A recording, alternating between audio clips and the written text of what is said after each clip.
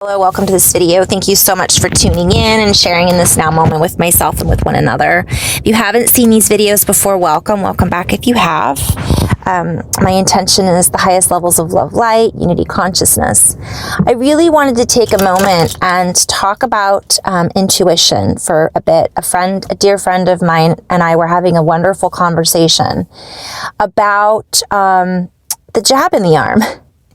We think, how could that be a wonderful conversation? This isn't about that. It's about intuition and using our own discernment, because many of us are what I like to refer to coming online. We're recognizing that our extrasensory awareness and perception is opening and expanding. And the question was talking about how do we discern between what's ours and what's a collective experience, because there's this common theme of being an empath, and empaths pick up on everybody else's energy. And so sometimes we'll get a piece of information about a reality system, whether it be financial, social, economic, political, whatever it is. And we're given, for example, from a truther community, well, this is what's going to happen by this date or right around this time period. And then we feel intuitively, yes, we resonate with that. That makes sense to us. And so we trust our intuition. We trust the speaker that's presenting this information because maybe they're an intuitive or an empath. And then it never happens. And so then we start to question our own intuitiveness. Like, okay, I must not be intuitive because I believed in that wholeheartedly and it's not happening. And then we get discouraged, or we give up, or we question everything, which can be a good thing sometimes. And so my purpose in this conversation is to share, it really is about using our own discernment. So the first conversation we had was about, I believed in this wholeheartedly. Well, that would then be a belief that is a filter, and it filters our perception about what it is that we may be intuitively feeling. Sometimes as empaths, we are feeling a wave that is rippling out through the collective. And if you have, let's say, 500,000 people even that believe in a certain paradigm or a certain reality, and there's a ripple of excitement that comes up in this collective that we are tuning into because we're watching those videos, because we're sharing those videos, because we're having those conversations, we're feeling into this energy and this excitement. Therefore, it becomes a part of us that we are intuitively connecting into. Then, when these events do not unfold in the way that we were told that they should, or at the time that we thought they should, we don't understand. And what's really happening is we're feeding into that. We're feeling it. It's a value system that we've given value to, that we've given belief to, that has then connected to us, pulled on our heartstrings, so to speak. And then we assume that it's real. And it is, because we are feeling an energy that is real. Energy is real, but the story may not be. But the energy behind the story certainly can be, if that makes sense. And that could be a whole other video in itself.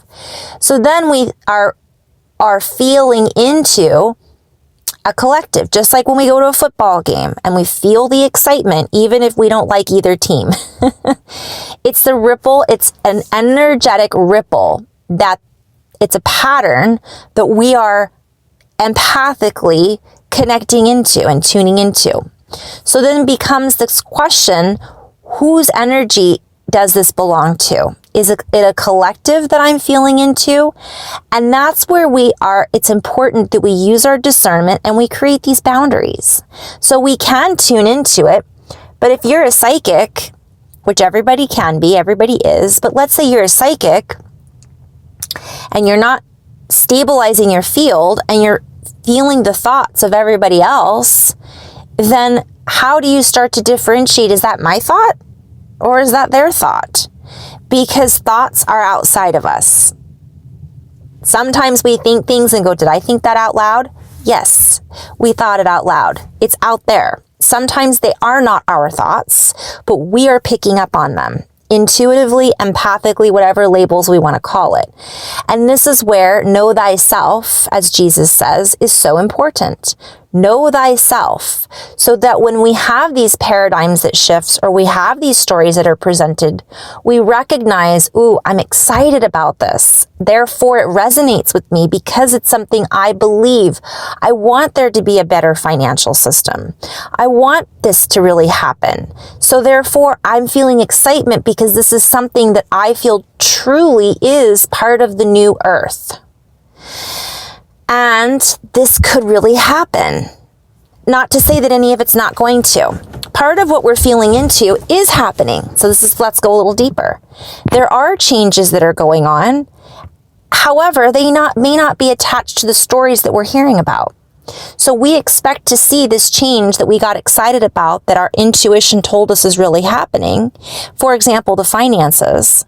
But it hasn't happened. It was supposed to happen a year ago, and it was supposed to happen a year before that, because timelines keep changing. But also, bigger than that, we could be feeling into something that has already happened, because we're feeling into our quantum selves, which is existing in that timeline where it has already happened. Therefore, we are tapping into this future reality, and this is creating this wave and this feeling of excitement. And we're interpreting it as a financial reset, when in reality, we might just be tapping into a 5D frequency, and our higher self is like, come play. And I could go off into 20 different tangents from that.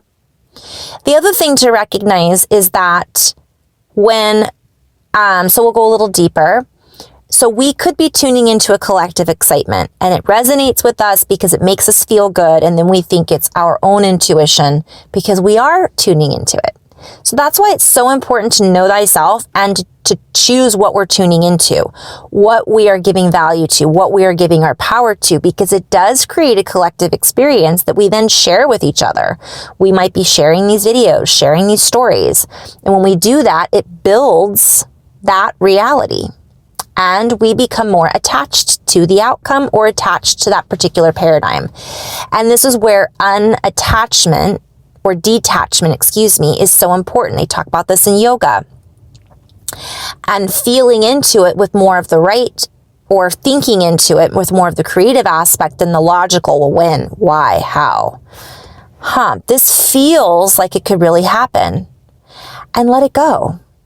Because what we might be feeling into is not necessarily attached to that particular story. It might be attached to a collective around that particular story that we're then tapping into. So the other question she had, which I thought was really important to share, was, well, Carrie, how do you know then? So she was recognizing that she might have been tapping in as an empath to this collective experience, this collective wave, which is why it resonated so strongly with her. We've all done that. I wanted to also share, sometimes that collective experience, we might be tapping into something going on astrologically. And because we're hearing a story about something that's attached to this astrological phenomenon, for example, the equinox or a Stargate portal, or an alignment with certain planetary alignments that help to push us in a certain direction, or a major activation that we have because of the sun, or a revelation that's going on in a deeper collective that we don't know anything about, we are tapping into all of that.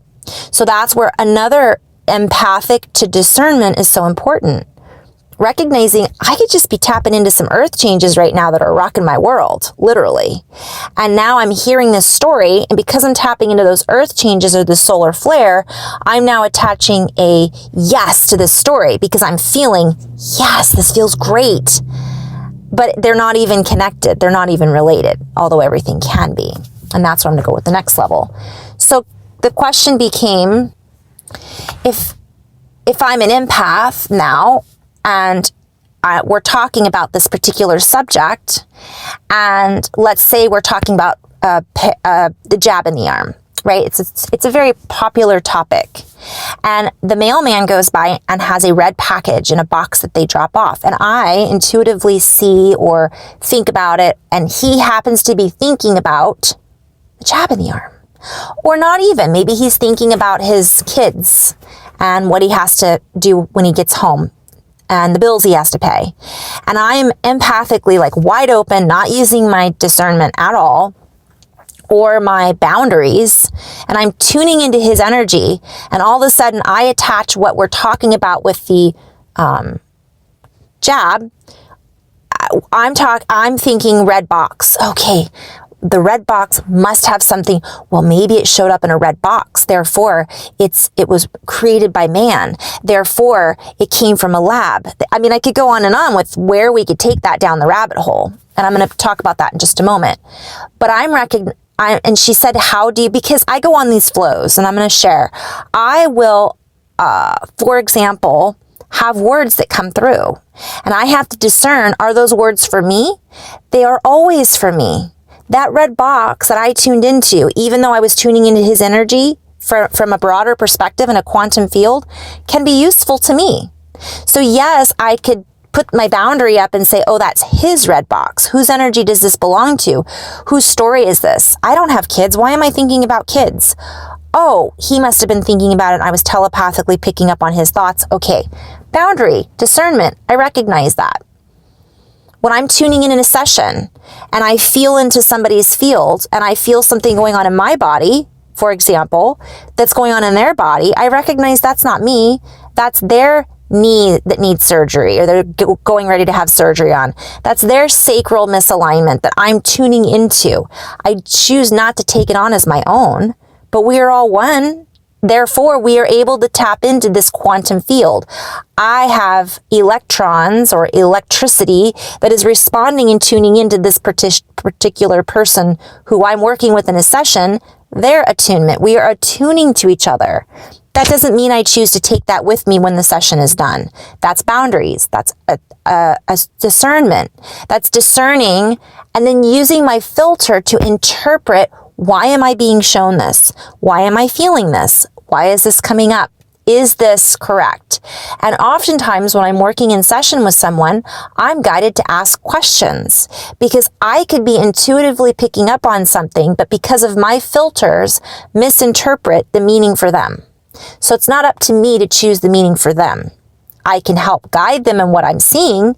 It's up to whoever I'm working with in a session for us to work together to feel into the energy and see what the options, opportunities, and the information is to go deeper.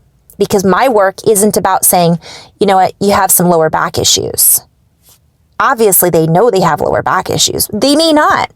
They may go, oh, I thought my knee was really bothering me, but I didn't realize it was coming from my lower back.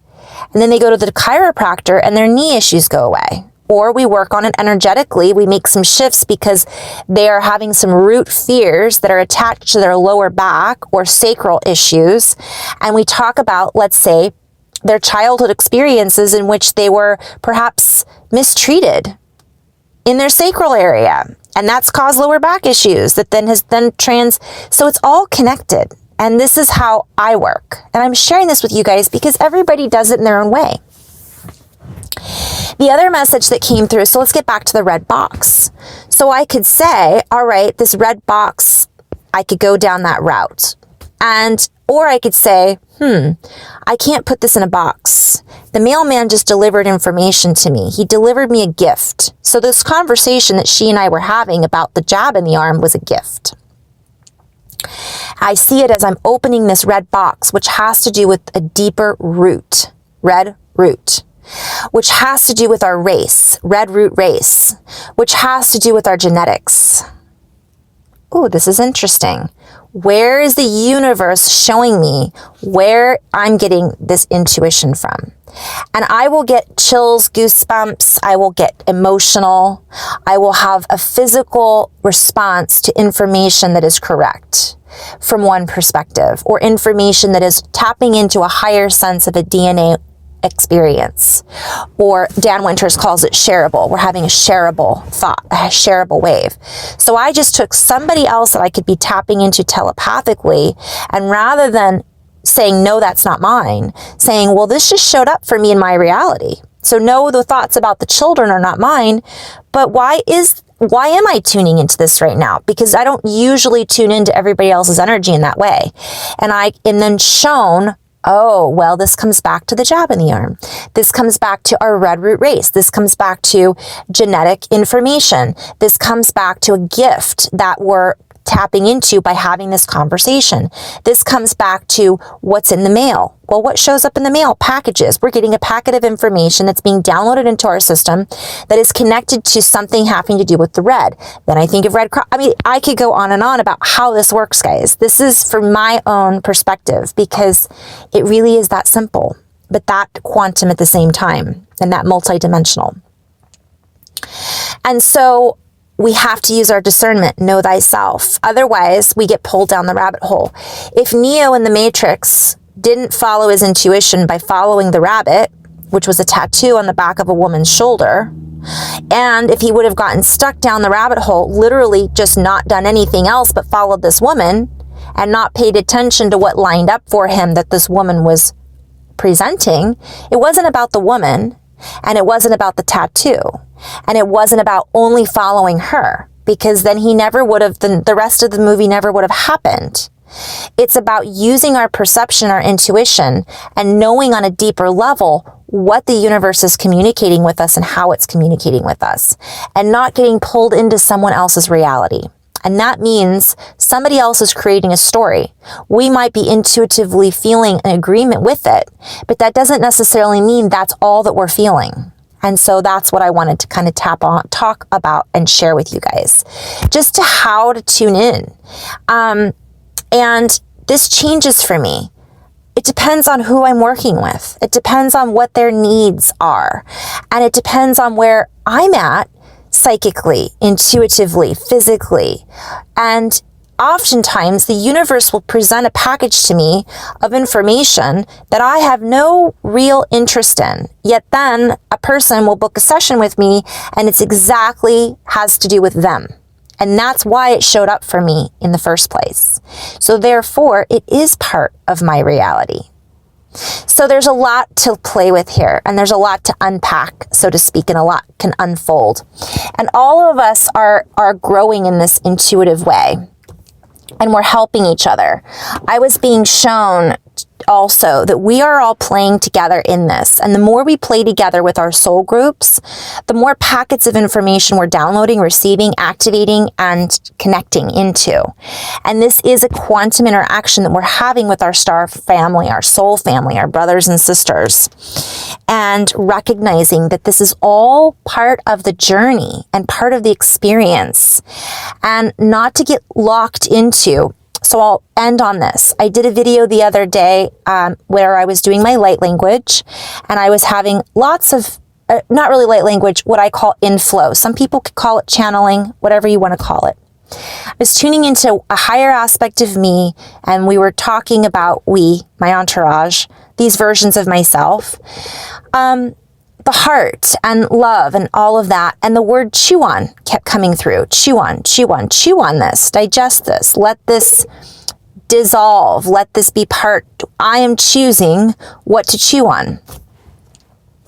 Now, for those of you who, I'm going to see if I can pull this up, who have watched my videos before, recognize I play with words. What I've been told was I'm a Jabberwocky.